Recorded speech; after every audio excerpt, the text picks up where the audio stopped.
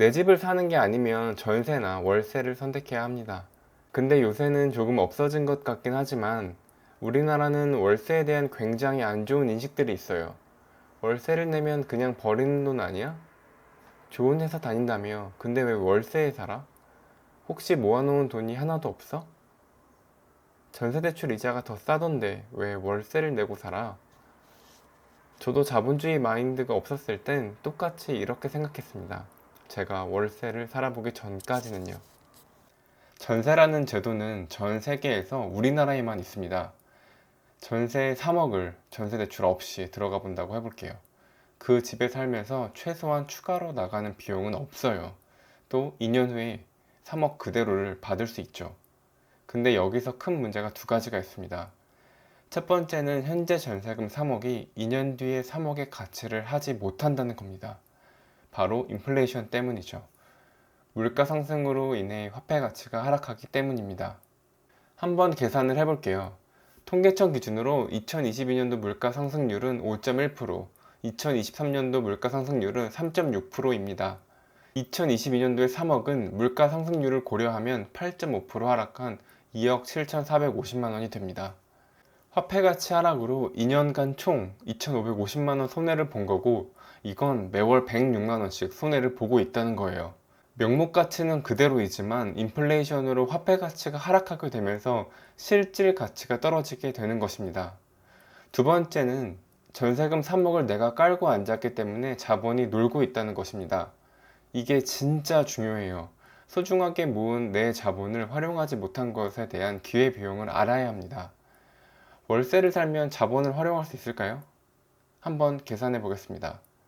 수원시 영통구에 있는 벽적골 주공 9단지 아파트를 보겠습니다.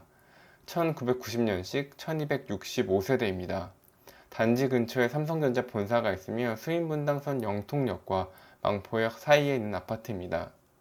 중층 올수리를 기준으로 전세가 3억 2천 정도에 나와 있으며 월세는 3천에 110만원 나와 있습니다.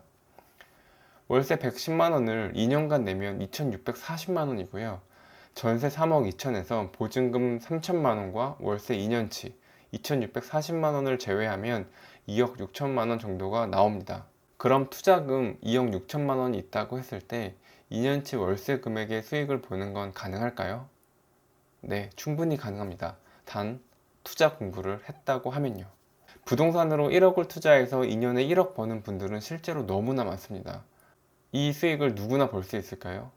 그렇지는 않죠. 쉽지는 않습니다. 하지만 부동산의 가치를 평가하는 부동산 투자의 본질과 기본을 안다면 충분히 가능합니다. 평범한 직장인인 저도 했고 주변 사람들 중에서도 상당히 많습니다. 그럼에도 불구하고 전세를 선택해야 하는 사람들이 있습니다. 전세와 월세는 어떻게 선택을 하면 될까요? 전세를 선택하는 게 유리한 사람은 첫 번째, 소비로 나가는 지출을 최소화하고 싶은 경우입니다. 두 번째는 돈을 모아서 2년 뒤 혹은 4년 뒤에 원하는 집을 매수할 계획이 있는 경우입니다. 하지만 이때에는 원하는 집이 그 사이에 더 오를지는 한번 잘 따져봐야 하고요. 세 번째는 투자는 잘 모르겠고 리스크 없이 돈을 모으고 싶은 경우입니다. 이런 케이스에서는 전세를 선택하시는 게 훨씬 유리합니다. 그럼 월세를 선택하는 게 유리한 사람은 어떤 게 있는지 알아보겠습니다. 첫 번째로는 모아놓은 돈이 적은 보증금으로 임차를 원할 경우입니다. 두 번째는 월세로 살면서 투자를 위한 종잣돈을 확보하여 월세 이상의 수익을 얻을 수 있는 경우입니다. 그 외에 다주택이라 전세대출은 안 되지만 임차로 거주하기 위해 월세를 사는 경우도 있습니다. 요즘에는 전세대출을 대부분 다 받기 때문에 전세대출 이자도 생각해 봐야겠죠. 그럼 사실 월세로 사는 것과 큰 차이는 없습니다. 하지만 전세대출을 받으면 주택 수를 늘릴 수 없다는 단점이 있죠. 우리는 지금 자본주의에 살고 있습니다. 현금 흐름을 위해 시간을 돈으로 바꾸는 근로소득과 시스템을 통해 돈으로 바꾸는 사업소득이 있습니다. 그리고 그렇게 모은 돈, 그 자본으로 돈을 벌 수 있는 시스템인 자본소득이 있죠. 이 자본소득 시스템만 만들 수 있다면 여러분들의 자산은 급격하게 증가할 수 있습니다. 실제로 종잣돈 모으기가 쉽지 않잖아요. 1억 모으는 거 정말 쉽지 않아요. 한 달에 160만원씩 5년을 모아야 되고요. 200만원씩 4년을 모아야 합니다. 먹고 싶은 거 안 먹고 여행 가고 싶은 거 참아가면서 모은 돈이잖아요. 이렇게 모은 돈을 그냥 엉덩이에만 깔고 지내기에는 잃어버리는 기회들이 너무나 많다는 겁니다. 근데 무작정 투자하는 건 조심하셔야 돼요. 100% 안전한 투자는 세상에 없습니다. 지난 상승장 끝자락에 도시형 생활주택, 생활형 숙박시설, 아파트를 매수하신 분들 중에 힘들어하는 사람 많습니다. 하락장이 오면서 아파트 규제가 풀리기 때문에 인기가 없어졌기 때문입니다. 손해를 보고 팔고 싶다고 해도 아예 팔리지가 않아요. 이렇게 본인이 잘 모른다면 테마주처럼 움직이는 종목을 사시면 안 되고요.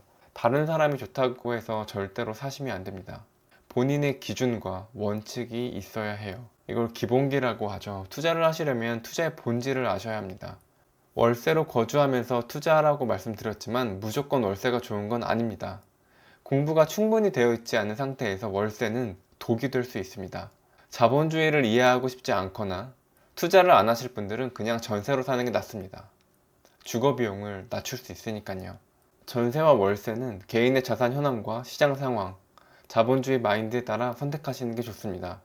따라서 전세와 월세의 장단점을 잘 살펴보고 비교한 뒤에 결정하시길 바랍니다.